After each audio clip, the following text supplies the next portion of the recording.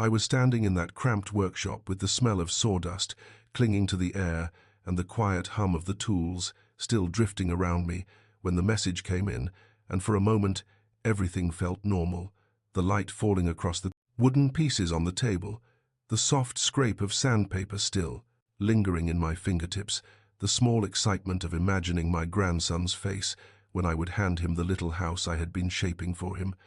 And then a single vibration from my phone broke through that fragile moment, like something sharp tapping at thin glass, and when I reached for it, I expected something ordinary, maybe a reminder, someone checking in, a simple detail about our upcoming trip. The trip I had been holding on to like a lifeline for months, and I remember thinking how good it would feel to see the ocean with the child who had brought me back to life after losing the only person who had ever truly understood me. And then I opened the message, and the words on the screen felt like a sudden drop in temperature, like the whole room had turned colder without warning, and I had to read it again because it didn't make sense. The person I had raised through years of scraped knees, late-night homework, heartbreaks, funerals, that same person was telling me in clipped, polite phrases that I was no longer part of something I had planned and paid for entirely, and I kept rereading that one line about how it would be better if it were only the three of them, how this was about their immediate family, their bonding, their precious private time. And I stared at those words until they blurred, and the birdhouse on the table started to feel like some kind of joke, the kind of hopeful thing a fool would make for someone who had already decided he was no longer needed. And there was a strange trembling in my hands, not from anger, not even from hurt, but from a kind of heavy disbelief, the sort that made me wonder for a second if maybe I was imagining the whole thing. Because who does that? Who tells a person who built his entire life around them that he isn't welcome on a trip he arranged down to the smallest detail, the rooms, the excursions, the things meant to make memories? And I walked into the house like the air had thickened around me, and everything inside looked the same, but felt unfamiliar. The framed photographs, the table where so many meals had been shared, the mug still sitting from the morning, now lukewarm and useless, and I sat down because my legs felt unsteady. And I kept thinking about how that cruise had been something I clung to on the worst nights, something to break the loneliness that had settled in after losing the woman who had once filled this place with warmth and laughter. And I thought about how she would have reacted to this, how she would have looked at me with that quiet, steady expression she had, and reminded me that kindness doesn't always return to you the way you expect. And somehow that memory made everything hurt more, because she wasn't here to see what our child had become, and maybe she would have understood something I had missed, something that had been growing quietly under the surface while I had been too willing, too eager, too hopeful to notice. And I lifted the mug just to keep my hands busy, but the coffee was cold and bitter and useless, and it felt almost symbolic in a ridiculous way, like even small comforts had turned against me today. And I kept thinking about everything I had poured into their lives, all the things I had quietly sacrificed, because it mattered to me that they were safe, that they were stable, that the child they brought into this world would never feel the kind of fear or scarcity I had known growing up. And I remembered the night feedings I attended, alone because they were exhausted, the groceries I brought every week without being asked, the thousands I handed over every time they claimed they needed help because I didn't want them drowning. And now here I was, discarded like a loose screw on the workshop floor. And as the shock slowly settled into something sharper, the phone buzzed again, and for a second I thought maybe it was an apology, maybe some frantic backtracking, but it wasn't. It was another request, another expectation, another assumption that I would keep giving even after being told I wasn't welcome. And something inside me hardened, not with rage, but with a cold clarity, the kind that comes when a person who has been stretched thin for too long finally realizes there is nothing left to give. And I didn't say anything right away. I just stared at the message, feeling the weight of every year, every sacrifice, every time I had chosen grace instead of anger. And I could hear the faint echo of the late woman's voice reminding me gently that loving someone does not mean allowing them to break you. And I picked up the phone and called because I needed to hear the truth from his mouth, needed to know whether there was even a small part of him that cared if this hurt me. And when he answered, his tone was too calm, too practiced, like someone trying to soften a blow while believing it was justified. and the excuses flowed easily. About my age, my ability, my comfort, as if I were some fragile thing that would slow them down, as if I hadn't held an entire household together for decades and run farther faster than he ever had. And then the other voice cut in, sharp, self-assured, dripping with entitlement, and the words spilled out, fast and cold, telling me directly that I wasn't part of their little unit, that the child I adored needed bonding, time with the two people who somehow believed pushing me aside would strengthen their family. And hearing that stripped something out of me, something delicate, something hopeful, and left only a quiet, hollow space, and I ended the conversation without shouting, without begging, without anything, except a numb certainty that whatever illusion I had been holding on to had finally dissolved, and the house felt unbearably silent after that, like it wasn't sure how to hold me anymore. And I sat there, surrounded by pieces of a life I had spent years building, realizing for the first time how invisible I had been in it, and the truth of it settled slowly, painfully, that maybe they had never seen me as anything more than a resource, a safety net, someone who existed, only to fill the gaps in their own lives. And as that understanding crystallized in my chest, I found myself breathing differently, more steadily, more purposely. Because for the first time in a very long time I could feel a shift inside me, a boundary rising, a question, forming a question about what I deserved, what I would allow, and what I would no longer accept. And I knew then that something was about to change, not with noise, not with anger, but with a quiet, decisive certainty that I would no longer let myself be treated like a shadow in the life of someone I had spent everything trying to lift. I walked through the house with a kind of drifting heaviness settling into my spine, as though every room carried an echo of something I had tried so hard not to see, and the more I moved, the clearer it became that nothing about this situation was sudden. It had been growing quietly, like a slow leak, beneath the floorboards, and now the water had reached my ankles, cold, unavoidable, and I could feel the truth soaking into everything I touched. And I found myself stopping at the hallway table, where old photographs sat lined up in frames that had gone slightly dull from years of sunlight and dust, and I looked at those images of a life that felt steadier than the one I was holding now, the woman smiling at me, the boy leaning into her side, the three of us standing together at some beach years ago when we thought the future would always unfold the way we hoped. And I felt something inside me tighten, because I had believed for so long that love and loyalty were foundations that did not crack. But here I was watching them crumble with almost no effort from the people I had given so much to. And as I moved through the quiet, the memory of what they had said earlier kept flickering in and out like a faulty light, the way their voices shifted when money was involved, the way excuses piled on top of one another until the truth sat exposed between them, and I could not shake the image of the person who had once looked up to me, now speaking to me with a tone that suggested I was an inconvenience, a weight, a problem that needed to be managed, rather than someone whose sacrifices had kept their world stitched together. And I kept thinking about how many times I had convinced myself that they were just stressed or overwhelmed or confused, and how many moments I passed off as harmless when they were really pieces of a pattern forming quietly in the background. And I walked into the kitchen because I needed movement, needed something solid under my feet, and I opened a cabinet without knowing why, maybe just to keep my hands busy, and the coffee cups stood there lined up like soldiers waiting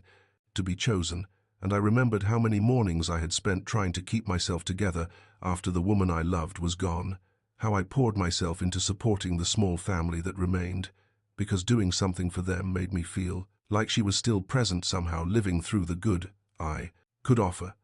And now that good had become a currency they expected without hesitation, and the realization simmered deep and bitter beneath my ribs. And maybe that was why I found myself pulling open drawers, scanning through papers, bills, receipts, little reminders of how often I had stepped in without asking for anything in return, and every slip of paper seemed to whisper the same question: how did I not see this happening? And I almost laughed at myself because the answer was simple. I had wanted to believe the best in them, even when the evidence was pointing in the opposite direction, even when the tone of their voices shifted from gratitude to entitlement, even when I felt that small sting of being unappreciated, pushed aside, talked over, ignored. And I let it happen, because admitting the truth felt harder than absorbing the sting. And so I kept giving and giving, thinking it was love, thinking it was duty, thinking it was what the woman I lost would have wanted.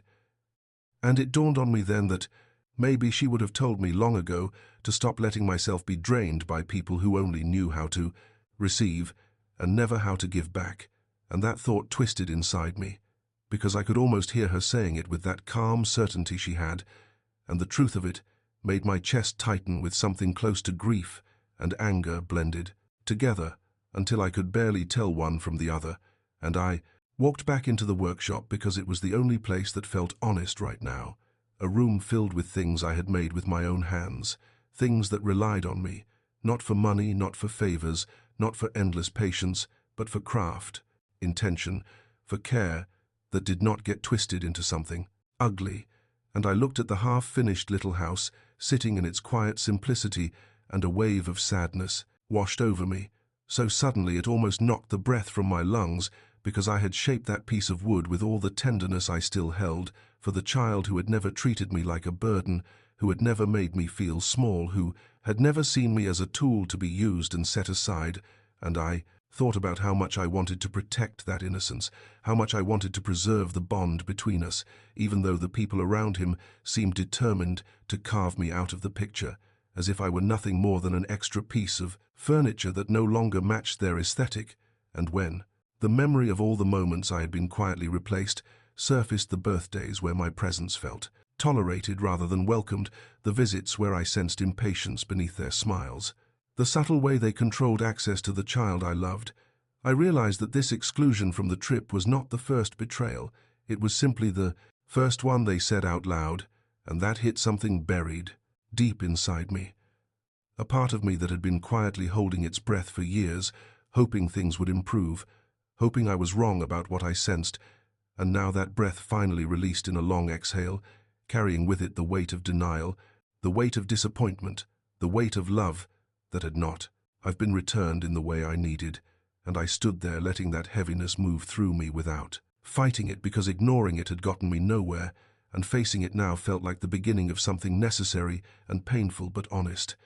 And as I brushed a hand over the small wooden roof, I knew that whatever came next would not come from the version of myself that accepted mistreatment simply to keep the peace. It would come from someone who had begun to see his own worth again, someone who finally understood that being needed is not the same as being valued. And I felt a quiet resolve forming inside me, not loud, not dramatic, but steady like the first shift of the tide.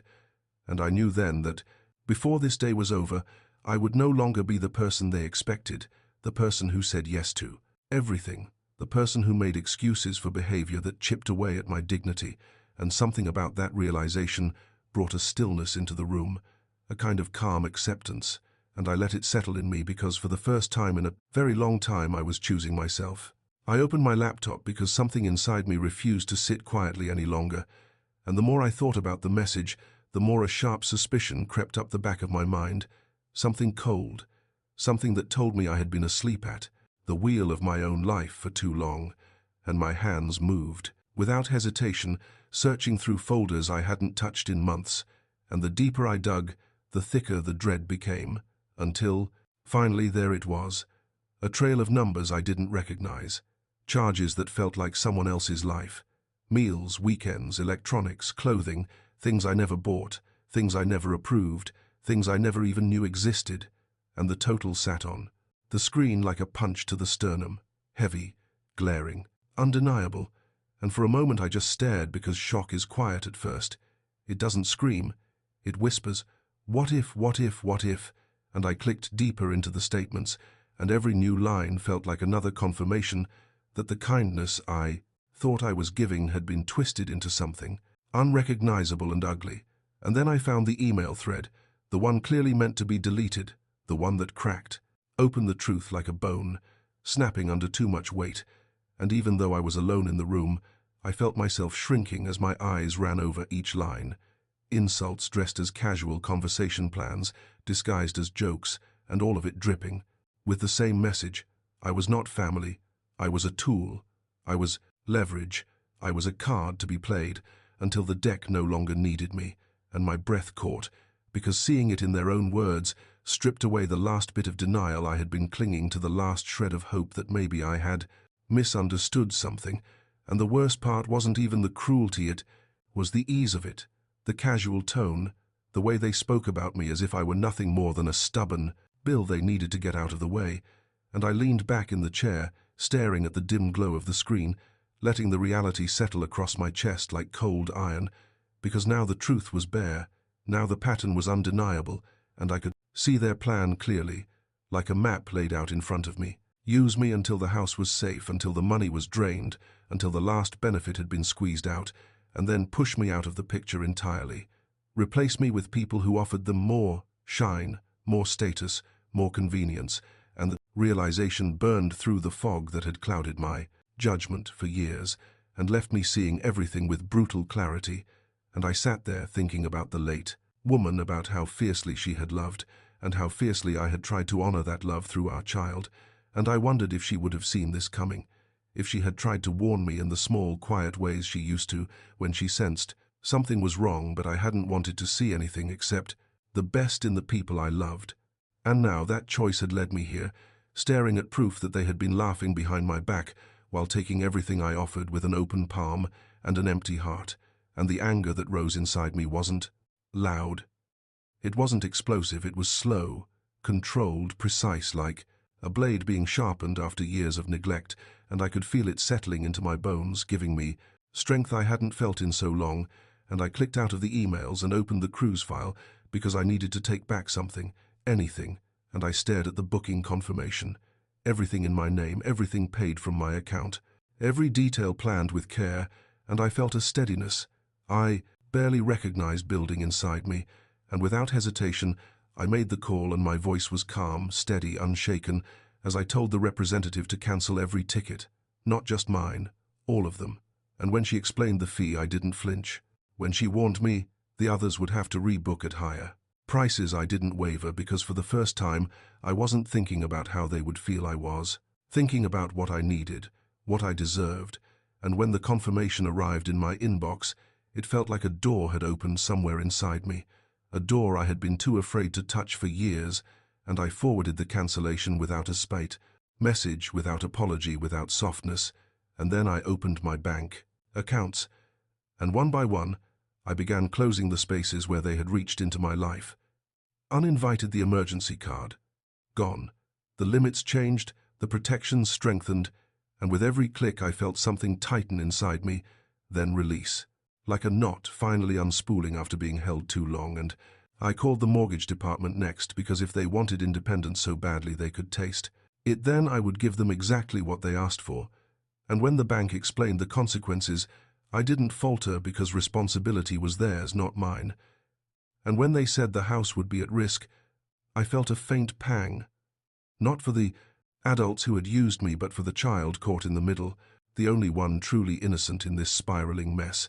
And I paused for a moment, letting his face flash across my mind. The small trust, the small laughter, the small hand, always reaching for mine without hesitation. And that thought hurt more than anything else. But it didn't stop me from choosing myself. This time, because if I allowed myself to be stepped on, I would be teaching him the same lesson they had learned from me, that love means endless sacrifice, that boundaries are optional, that someone who gives can be taken from until nothing remains. And I couldn't pass that lesson on. I wouldn't. And when the calls began pouring in, the accusations, the pleas, the sudden switch to anger and back to guilt, and then to threats, I stayed silent. I let the phone vibrate against the table like a trapped thing, desperate for attention, and I didn't touch it, didn't move toward it, didn't feed the cycle that had been draining me for years, because the moment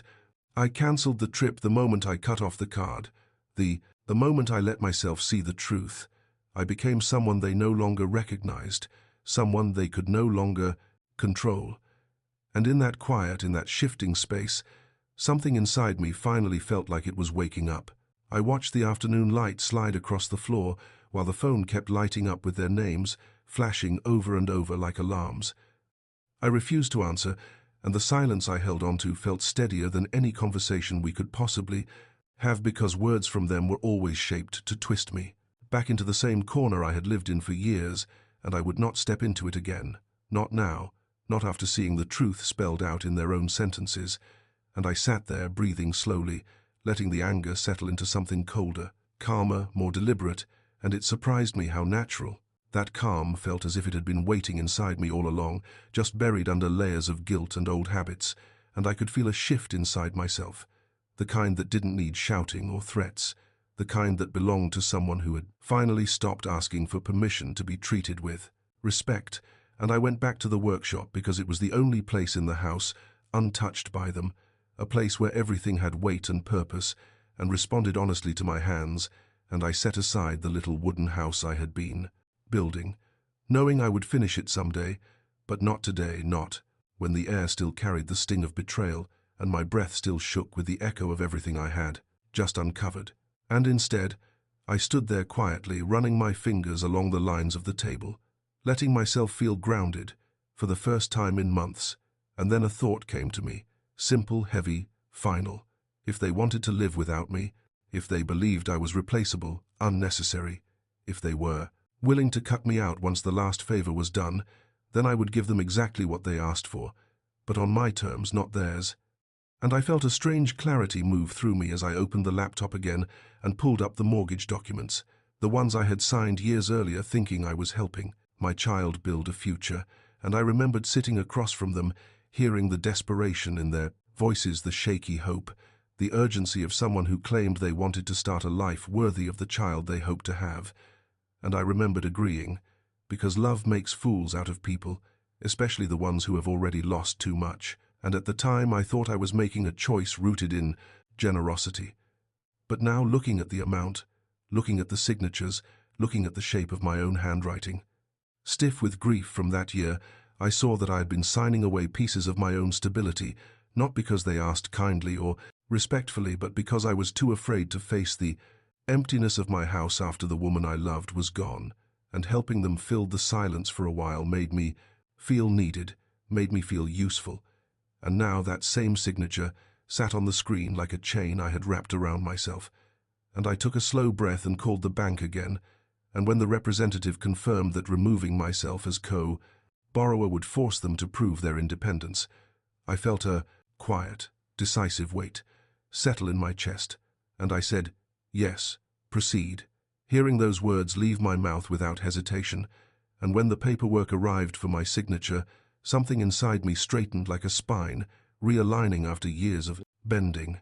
And when the ink touched the page, it felt like reclaiming something I had lost long before this day, something I had convinced myself no longer existed. Right to protect my own life, the right to say no. And as soon as I signed it, was as if a door slammed shut behind me, sealing off every version of myself that had said yes when I should have said enough. And the phone started ringing again, but I didn't answer. I let their panic vibrate against the kitchen counter, unheard, because I knew exactly what those calls would sound like. They would begin with outrage, shift to guilt, turn into demands, and end with threats or tears, depending on which tactic seemed more effective in the moment, and I refused to play any role in that cycle. And by evening, their messages piled into a mountain of noise, a frantic scramble to pull me back into the web I had finally stepped out of, and I scrolled through them without responding, reading each one with a strange detachment, like someone watching a story unravel from a distance. And none of it surprised me. The accusations, the insults, the sudden shift into claiming I was hurting the child they used as a pawn, the way they tried to pull at my heart with carefully chosen phrases that had worked far too well in the past. And I set the phone down again, knowing that the silence I was giving them now was the loudest answer they had ever received from me. And I stepped outside into the warm air, letting the quiet night wash over me, and the weight I had been carrying for years seemed to loosen in ways I could not fully name. And I realized then that the boundaries I had set today were not an act of revenge. They were a form of survival, of reclaiming the pieces of myself they had slowly chipped away. And I walked back inside, feeling steadier than I had felt in years, knowing that tomorrow would bring confrontation, knowing they would arrive with practiced sorrow or polished rage, desperate to restore the version of me that made their lives easier. But none of that mattered, because something fundamental inside me had shifted, something they couldn't, reversed something I wouldn't let them touch again. And in that stillness, I understood that this was the moment everything changed, not because I wanted it to, but because the truth had finally cut through the last remnants of denial and showed me that standing up for myself wasn't cruelty. It was the first breath of a life I should have claimed long ago. I saw the car in my driveway before I even reached the front door, and the moment I recognized it, something inside me sank with a heaviness. I could feel all the way into my fingertips because I knew this wasn't going to be an apology or reflection or anything honest. It was going to be chaos. Arriving on my lawn dressed up as urgency, and I braced myself before stepping outside, still damp with sweat from my morning run. And there he was, sitting on the steps with his elbows on his knees, looking smaller somehow, like the weight of his own choices had finally begun, pressing down on him, and when he lifted his head, his eyes were red and tired, and his voice cracked, asking to talk. But I felt nothing rise in me, no anger, no pity, no rush to comfort, only a quiet exhaustion that had settled into my bones after months of being stripped down to nothing. And when he said misunderstanding, I couldn't help the stillness that rolled through me, because misunderstanding was the word people use when they want forgiveness without accountability. And I walked past him, without inviting him in, because I knew that would crack something fragile I had built within myself these last days. And when he followed and asked how I could do this, his voice hot with disbelief, I pulled out the proof, the email thread that had gutted me, and held it up without shaking and told him to explain. And watching his face drain of color didn't bring satisfaction, only a dull ache, because there was something devastating about seeing the person you raised lose every mask at once, and the excuses poured out, half-formed, designed to confuse, to deflect, to soften the blow. But I had heard enough lies in the past year to recognize when someone was twisting the truth, hoping I'd bend before they had to. And I didn't bend, not this time.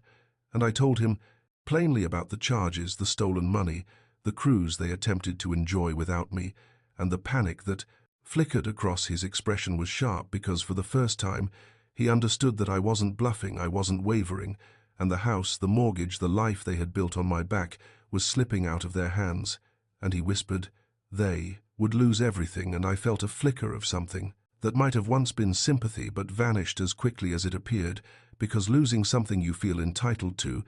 is far different from losing something you've earned. And when he mentioned the child, when he used him like a shield, held my ground, because I finally understood what they were doing, and I wasn't going to be manipulated by the one innocent person who had never harmed me. And we stood there, caught in a heavy silence. And when he threw out the last cruel line about the woman I had lost, about control, about grief, turned into obsession, it hit like a stone to the ribs, but I refused to let him see it, and I told him to leave my property. And he did, spitting venom as he went, claiming I would never see the child again, and the sound of his car pulling away left the air unnervingly quiet, and I knew something had broken in me, something old, something loyal, that had held me hostage to their manipulations for years. And the days that followed blurred into a strange mix of sadness and relief as the legal process crept forward, the paperwork, the documentation, the testimonies, all building a fortress around the truth and the child they were using as leverage, disappeared from my weekends, replaced by excuses and sudden illnesses and fabricated plans. And with each denial, something in me solidified, because every time they refused, the court ordered visits. They strengthened the very case they were trying to destroy, and weeks turned into months, and my life began to subtly shift into something resembling freedom. I found new purpose in the woodworking classes. I taught the jogs through quiet streets, the small conversations with strangers who didn't know me as an ATM, and the trip I took to the coast alone felt like stepping into a version of myself I had forgotten existed. Someone curious, someone peaceful, someone who didn't flinch every time. The phone buzzed, and when I returned home, the court letter waited in my mailbox, crisp and heavy, declaring that the truth would finally be dragged into light. And the hearing day arrived, with a cold calm covering me like armor, and I sat there, listening while their excuses unraveled under the judge's steady gaze. And when the child was brought in to speak alone with her, something inside me tightened, knowing he deserved better than the confusion they had forced him into. And when he returned, the judge's expression shifted into something firm and protective, and she spoke words that felt like the slow stitching of a wound, granting me weekends, granting me days, granting me the right to exist in his life without interference. And when she threatened contempt charges, their faces twisted with indignation and disbelief. But I felt none of it touch me, and as I walked out of that courthouse, the air felt different, somehow lighter, as if a storm had passed without taking me with it. And in the parking lot he approached again, his steps slower, his voice unsteady, and when he apologized, truly apologized without asking for money or shelter or a favor, something in me softened but didn't break, because forgiveness isn't the same thing as forgetting, and trust is a bridge that takes years to rebuild. And I told him the truth quietly, that I didn't know what the future held, that I didn't know if the damage could fully heal, but I was willing to be civil for the child, willing to let small steps happen over time. And he nodded, as though he expected nothing more, and maybe for once understood the gravity of what he had done, and the drive home was strangely calm, the road stretching out warm and simple, and for the first time in so long I didn't feel pulled thin or used or invisible. And when the child came for his first official visit, the house felt alive again, filled with small footsteps and laughter and questions spilling out in a rush, and we built things together the way we always had, and hung the little wooden house in the yard watching it sway in the light breeze, and he told me he was glad to be there, and I felt something gentle settle inside me, something like healing, something like hope, but not the naive kind, the real kind, the kind forged from loss and truth and choosing yourself. And as night fell, I sat alone with a cup of tea, looking at old photos, feeling sadness and gratitude mix in equal measure, and I realized I was no longer living for apologies or approval or the longing for what once was. I was living for myself and for the child, who saw me with eyes unclouded by greed, and that realization brought a quiet peace that felt like the beginning of a life I had finally reclaimed. I felt the year turning quietly around me like a wheel moving through seasons I had forgotten how to appreciate, and the strangest part was the calm that followed everything, not the loud kind, not the triumphant kind, just a steady returning of breath, a life unclenching after being held too tight for too long, and I settled into routines that felt honest, waking before sunrise, running slow through streets, washed in pale light, sanding wood in the workshop until the air smelled warm and familiar, and the child came every weekend sometimes, midweek too, filling the house with questions and laughter, and small stories that stitched themselves into the quieter spaces of my life, and it felt strange at first having joy return in pieces instead of all at once. But I learned to accept it the way you accept the tide, knowing it will always come back, even if you don't control its timing. And with each visit he seemed lighter, more at ease, as if he could sense the conflict around him losing its grip, and I kept my promise not to involve him in the fractures between the adults. I let him simply be a child, curious, hopeful, full of a kind of innocence that had nearly vanished from my home before. And when he told me he loved the workshop, when he times asked to help with the next project, when he started pointing out birds that flew near the little house we hung, it felt like someone had opened a window inside me, letting air back into rooms that had stayed shut for years. And as for the man who once stood in my driveway, shouting with a face twisted in resentment, he changed too, not quickly, not neatly, not completely, but slowly, like someone waking from a long sleep, realizing the damage done and the cost of it. And the apologies came in uneven shapes, sometimes clumsy, sometimes quiet, sometimes held back by shame, and I didn't meet each one with forgiveness, but I listened, because rebuilding something broken isn't a single moment, it's a series of, to them some strong, some fragile, all necessary. And the woman at his side drifted further from both of us, her bitterness sinking her into places we could not reach. And when the separation finally came, it felt inevitable, like the last chapter of a story that had been dragging for far too long, and I didn't celebrate it, but I understood it. And when he asked if I could watch the child more often, I agreed, not out of duty, not out of guilt, but out of love, the kind that it wasn't transactional or manipulative or coated in expectation, just real, simple, grounded love that had survived everything. They tried to bury it under, and as the months passed, I found myself stepping into places I had avoided for years. Small restaurants, quiet parks, community events, invitations I would have turned down before because I was too busy holding other people's lives together, and I began noticing things like the way strangers smiled when they saw the child running into my arms, or the way people at the community center asked for my help with projects, knowing I would show up without complaint, not because I owed them anything, but because it felt good to be useful in ways that didn't drain me. And one morning while I was packing lunches for a hike, the child and I planned, he looked at me with that straightforward honesty he had and said, "You're happier now." And I paused, because the truth of it hit with surprising force. I realized I was happier not in the way I used to chase. Happiness not in the desperate ways I tried to feel needed, but in steady, quiet ways that felt rooted in who I had become instead of who I was trying to be for someone else. And as the year unfolded, I made decisions without fear. I set boundaries without guilt. I repaired parts of myself I didn't know were broken, and I traveled too. Nothing extravagant, just small trips to places I had talked about for years, but never seen: oceans, forests, small towns that reminded me of simpler times, and everywhere I went I carried a sense of freedom I had never known, because for the first time in decades no one was holding my choices hostage, and the final peace came slowly, not in a single moment, but across many small ones. The day I realized I no longer woke up, wondering what they needed from me, the day I stopped checking my phone for conflict, the day I could look at old photos and feel warmth instead of the tight ache that had followed me for years. And when I sat on that beach at the end of the first full year of my new life, watching the child gather stones along the shoreline,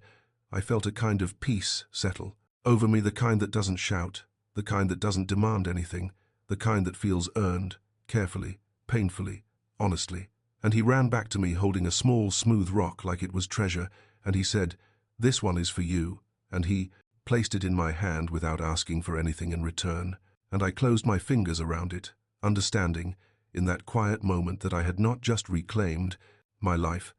I had rebuilt it, and the man who once let himself be used, who once mistook being needed for being loved, who once emptied himself to fill others, was gone,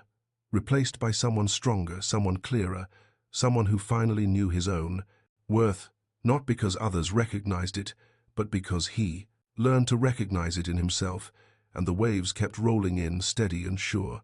and above us the sky opened wide and gentle, without asking me to be anything except exactly who I had become.